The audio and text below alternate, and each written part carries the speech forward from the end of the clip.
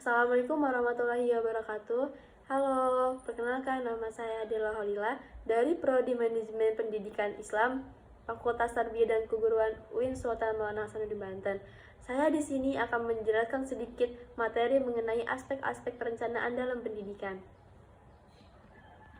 Sebelum saya memaparkan aspek-aspek pendidikan itu seperti apa, ada yang tahu nggak aspek-aspek pendidikan itu seperti apa? Oke, jadi aspek-aspek pendidikan adalah hal yang berupa gagasan atau masalah atau situasi yang biasa menjadi pertimbangan dalam memahami suatu hal lain. Aspek-aspek dalam perencanaan pendidikan terbagi menjadi 4. Yang pertama yaitu aspek sosiologis, yang kedua yaitu aspek pedagogik, yang ketiga yaitu aspek demografi, yang keempat aspek ekonomis.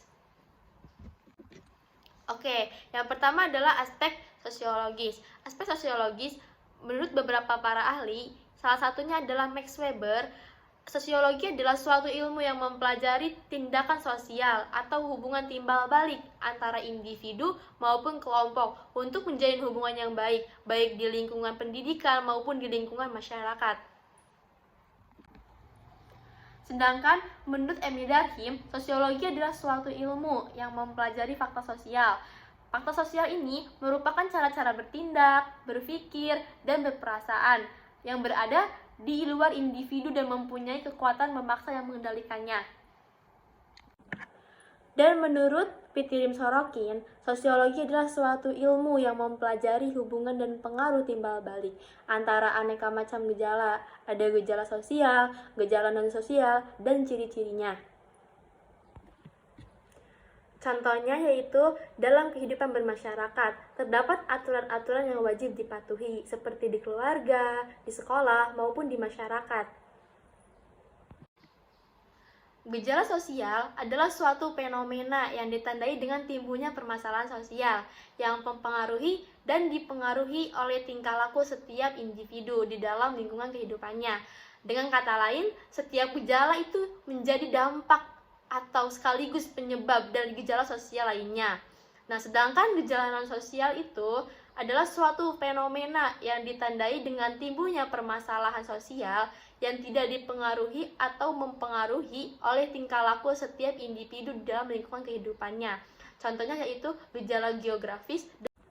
Oke, yang kedua adalah aspek pedagogik. Aspek pedagogik dalam istilah adalah memiliki arti keterampilan atau kemampuan tenaga pendidik untuk bisa mengatur dan mengelola proses pembelajaran di dalam kelas. Pedagogik memiliki beberapa aspek. Yang pertama yaitu aspek memahami setiap karakter peserta didik. Jadi, tenaga pendidik itu harus bisa memahami karakter peserta didik yang berbeda-beda. Yang kedua yaitu menguasai teori belajar dengan baik. Jadi, tenaga pendidik juga harus bisa menguasai materi agar mudah dipahami oleh peserta didik. Yang ketiga yaitu mampu mengembangkan potensi peserta didik. Jadi, tenaga pendidik ini harus tahu potensi anak didik ini tuh seperti apa.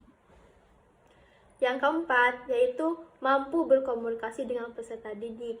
Jadi, seorang tenaga pendidik itu harus bisa menghidupkan suasana kelas agar terjadinya interaksi antara tenaga pendidik dengan anak didik. Yang kelima yaitu memiliki kemampuan melakukan evaluasi pembelajaran. Jadi, tenaga pendidik itu wajib atau harus mengadakan evaluasi kepada anak didiknya dari seminggu sekali maupun sebulan sekali atau satu semester sekali. Bisa dinamakan dengan ulangan harian, UTS maupun UAS.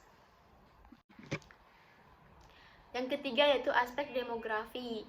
Jika teman-teman bertanya, apa aspek demografi itu? Apakah demografi sama pendidikan itu masih saling berkaitan? Oke, akan saya jawab ya. Demografi dengan pendidikan itu masih saling berkaitan dan saling mempengaruhi. Pendidikan bisa didesain dengan mempertimbangkan aspek demografi maupun sebaliknya, yaitu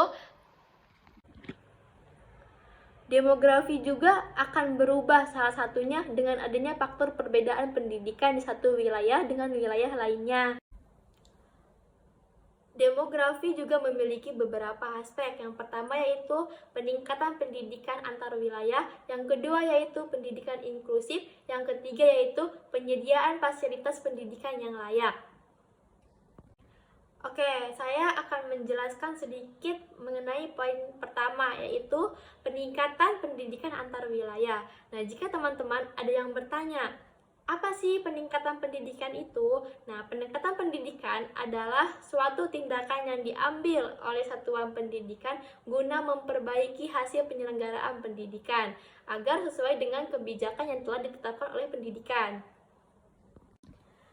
Jika teman-teman juga ada yang bertanya, apa yang perlu dilakukan untuk meningkatkan kualitas pendidikan?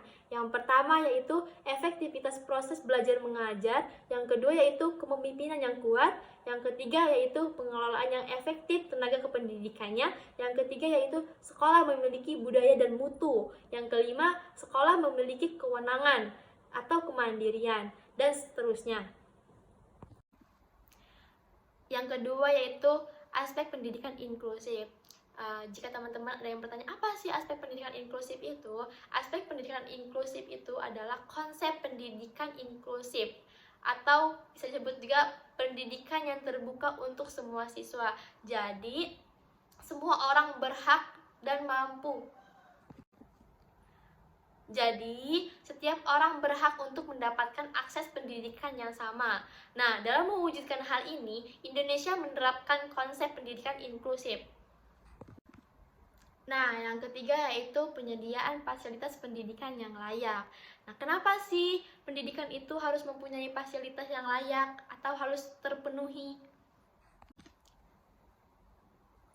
Karena pada dasarnya di sebuah institusi pendidikan merupakan bagian penting yang perlu diperhatikan. Pasalnya, keberadaan fasilitas ini akan mengunjang kegiatan akademik dan non-akademik siswa serta mendukung terwujudnya proses pembelajaran mengajar yang kondusif. Jadi, jika tidak memiliki fasilitas, maka proses pembelajaran akan terganggu. Aspek yang terakhir yaitu aspek ekonomis. Apa sih aspek ekonomis itu? Aspek ekonomis adalah suatu ilmu yang mempelajari tentang tingkah laku manusia, baik secara individu maupun kelompok, untuk memenuhi kebutuhan hidup, baik kebutuhan material maupun spiritual, di mana kebutuhan tersebut cenderung mengarah menjadi tindakan terbatas, sedangkan sumber pemenuhan kebutuhan tersebut sangat terbatas. Ekonomi juga memiliki beberapa aspek. Yang pertama yaitu aspek bantuan biaya pendidikan, yang kedua yaitu relevansi pendidikan terhadap dunia kerja, yang ketiga yaitu pengetahuan keuangan. Nah, yang pertama yaitu bantuan biaya pendidikan. Ini diberikan kepada mahasiswa selama masa studi sesuai ketentuan yang berlaku. Selain itu juga, pada masa pandemi tahun 2020 yang lalu, yang keempat yaitu pengetahuan keuangan. Apa sih definisi pengetahuan keuangan itu? Pengetahuan keuangan adalah jenis modal khusus yang diperoleh dalam hidup melalui kemampuan untuk belajar mengelola pendapatan, pengeluaran, dan tabungan dengan cara yang aman. Contohnya yaitu mengatur uang dengan baik, memanage uang dengan baik. Nah, itu guys, sedikit pemaparan dari saya tentang aspek-aspek perencanaan dalam pendidikan. Demikian isi presentasi saya kali ini. Semoga apa yang saya sampaikan dapat bermanfaat bagi kita semua. Jika ada kekurangan, mohon dimaafkan. Karena kesempurnaan hanyalah milik Allah Subhanahu wa Ta'ala. Cukup sekian. Wassalamualaikum warahmatullahi wabarakatuh.